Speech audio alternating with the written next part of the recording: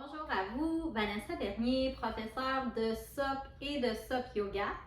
Donc, si je fais cette capsule éducative, c'est pas une capsule que vous allez écouter sur l'eau, c'est plutôt pour répondre à une question que plusieurs participants m'ont posée. Alors, on m'a posé la question, mais en fait deux questions. La première, c'est si j'avais des trucs pour partir de la posture sur les genoux à debout. Donc, c'est ce que je vais vous démontrer. Puis aussi, comment placer nos pieds sur le paddleboard. Donc, aujourd'hui, dans cette capsule-là, c'est vraiment ce que j'aborde. Et là, je vais vous démontrer un peu quelques manières de faire, mais c'est sûr que sur l'eau, allez-y avec votre ressenti. C'est important d'être sécuritaire et vraiment respecter votre rythme à vous. Donc, j'ai ma planche intérieure qui a un peu la forme d'un paddleboard, mais qui n'est pas faite dans le fond en pointe.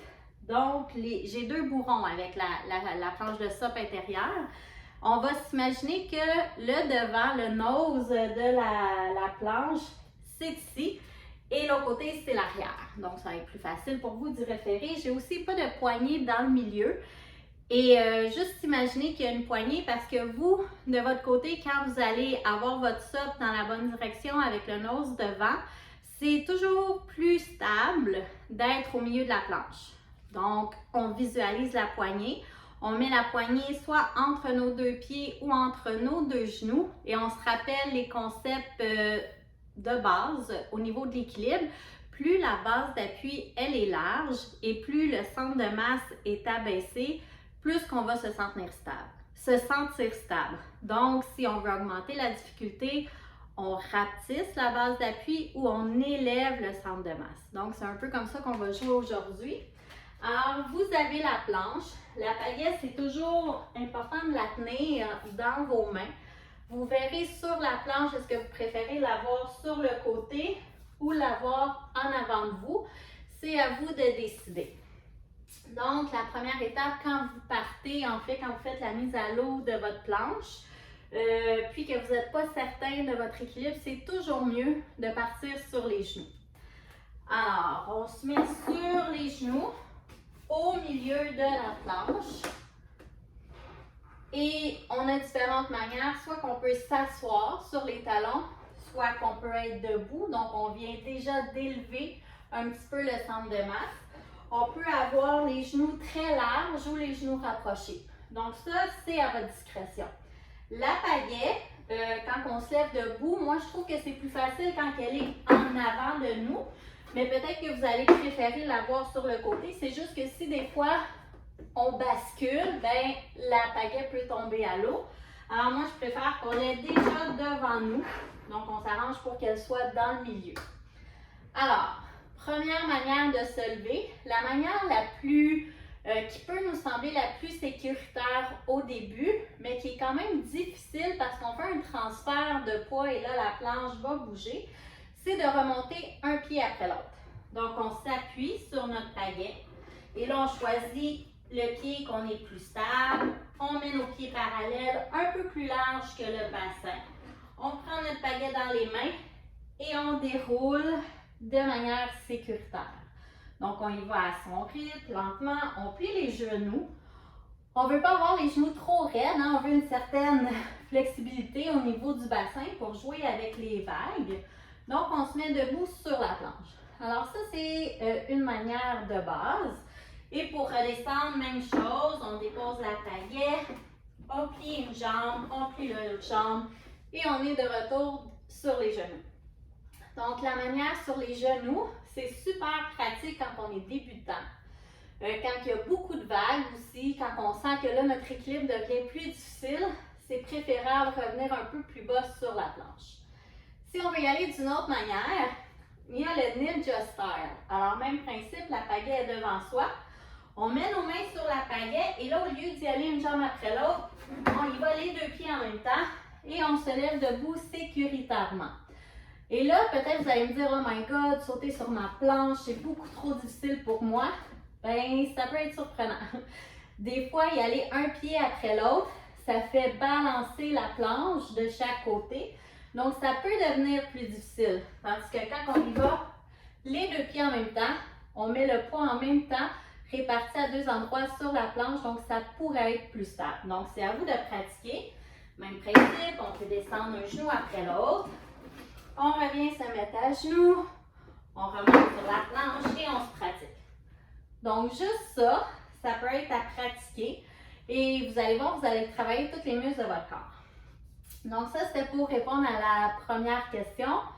Comment on fait pour se lever debout sur la planche?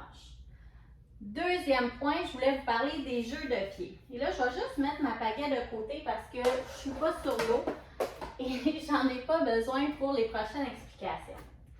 Donc, on a les pieds parallèles sur la planche, largeur du bassin. Les pieds font face vers l'avant. C'est la posture traditionnelle, la posture de ça, pieds parallèles. Il y a une autre manière qu'on peut y aller, c'est la manière surf style. Donc, quand on pagaie comme ça, on met nos mains sur la pagaie. J'ai de la misère à mimer sans vrai pagaie dans les mains. On est en position SUP, et là, on va aller en position surf. Donc, on saute et on atterrit sur le côté. On peut se tourner aussi, mais comme je vous dis, ça peut être aussi difficile de déplacer nos pieds sur la planche. Donc, la position surf nous permet de pagayer aussi. Par exemple, je vais vous parler des pieds en premier. Jambe gauche, qui est en avant, dans mon cas à moi, va regarder vers l'avant. Et la jambe droite, qui est à l'arrière, est un peu comme dans la posture du guerrier 2 en fait. C'est un peu les mêmes jambes. Fait que déjà au sol, vous pouvez pratiquer votre guerrier 2. Vous imaginez un peu sur l'eau, bras à l'horizontale, etc. Si on prend la pagaie dans nos mains, dans la position de surf, à ce moment-là, c'est la jambe qui est en avant, ma jambe gauche pour moi, va venir mon bras en haut.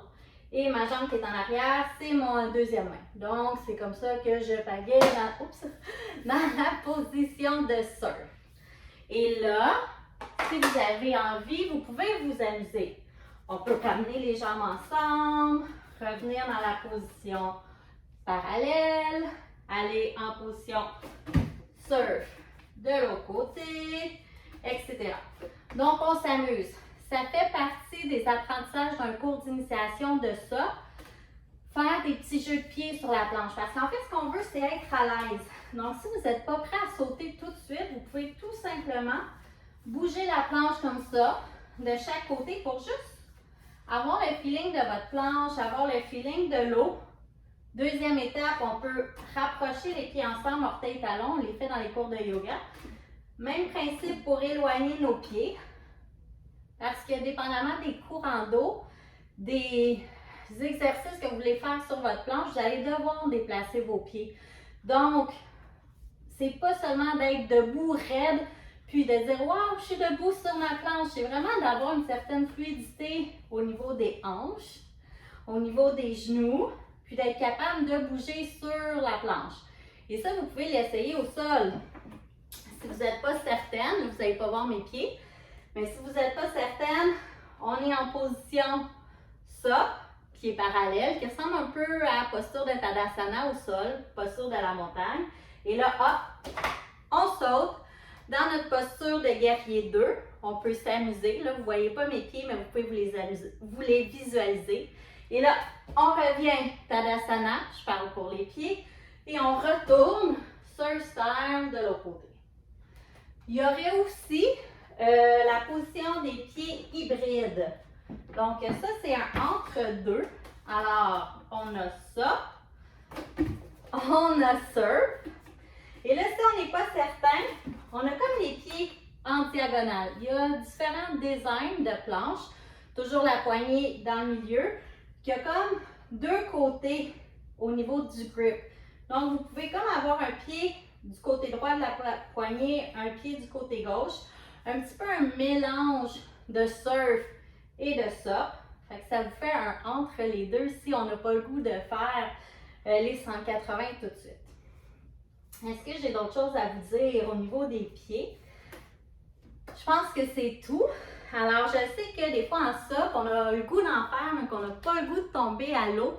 Mais en fait, tomber à l'eau, ça fait partie du sport de stand-up paddleboard. Alors, on se lève debout. Si si jamais vous tombez à l'eau, je vous recommande de vous pratiquer à tomber à l'eau en fait à la maison. C'est de toujours garder la pagaie dans les mains, bien important. Et si vous sentez que vous allez tomber à l'eau, poussez-vous loin de la planche et tombez sur le dos en étoile. Donc, pourquoi garder la pagaie dans les mains? C'est parce qu'après, on veut la récupérer. On ne veut pas être sur la planche, devoir remonter sur la planche et puis avoir des pagaies. Pourquoi qu'on saute loin de la planche? C'est pour éviter les blessures.